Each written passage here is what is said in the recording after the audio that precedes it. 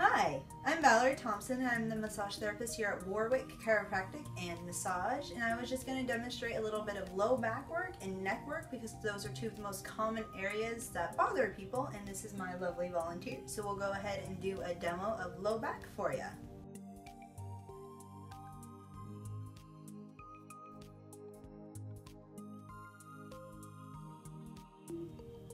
Alright, so here we have the client lying on their stomach and we're going to go ahead and undrape them. We keep it pretty modest to keep everything covered except for the area that you are working on, but everything is to your comfort level, so we'll work with whatever works for you. And so I'm going to go ahead and point out that when there's low back pain, it tends to be focused right through here between the hip bone and the lower rib, which there is a muscle called the QL that sits right in there. It's a pretty small one, but pretty important. And you can come in just from the side and kind of do some pressure there. That feeling okay? Okay. And that can relieve a lot of the tension. You can also work the entire channel next to the spine. There's the erector spinae group. It runs from your tailbone all the way to the base of your skull and can cause quite a bit of back tension. So you can just do some gentle stretches all through there. That usually helps ease any aches and pains pretty well. And you can also work all of the attachments all along the hip bone, all the way out around either side. And that helps to release all the muscles that are also attached from there all the way up to the lower ribs and in between the ribs themselves, because they can get pretty tight and restricted, and that can affect low back as well. And so that's pretty much the very shortened version of what low back treatment would look like. Okay, so here we have the client lying on their back and we're going to do a little bit of neck work here. So you usually just kind of warm up by gently pulling the head. There's a little traction, and if you're really tight you can actually feel it along your entire spine, sometimes down to the tailbone. Most people are not that tight, however, which is good. And so there's a lot of muscles that come through the neck. It's a very busy area. You know, heads are heavy. You hold them up all day, every day. And so, you know, we get a lot of things wrong going on with them. Tightness, stiffness, headaches are fairly common.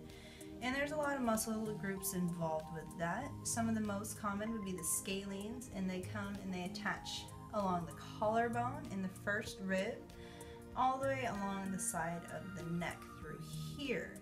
And they can get pretty tight pretty easily. And there's another large muscle that attaches from the sternum and the collarbone all the way up here to just behind the ear. That would be the sternocleidomastoid. Big word, but we just call it the SCM.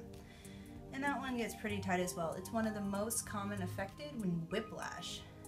And so we can just work on that, you know, do some gentle compression, do a little bit of stretching, some traction, like I said before. Another muscle that is a big participant in headaches is the upper trapezius muscle, or the traps muscle. And you can actually see it right through here.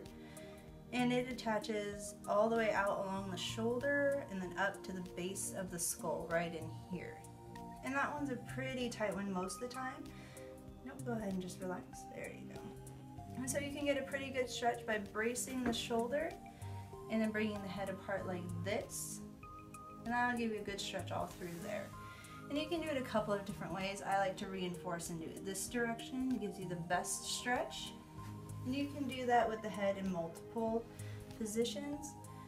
You can, and each different position will give a different muscles a good stretch. So you can do it this direction with the nose pointed toward the ceiling. You can have done it with the nose pointed towards the other shoulder like I just showed. Or you can even do it with the nose pointing the same direction. And that'll stretch a different muscle for each group. And those are kind of the basics of the muscles and the stretches that'll be worked on for the neck. So thank you for watching my brief demonstration of basic neck and back pain relief. There are different variations and modalities that we can try. It's whatever works for you.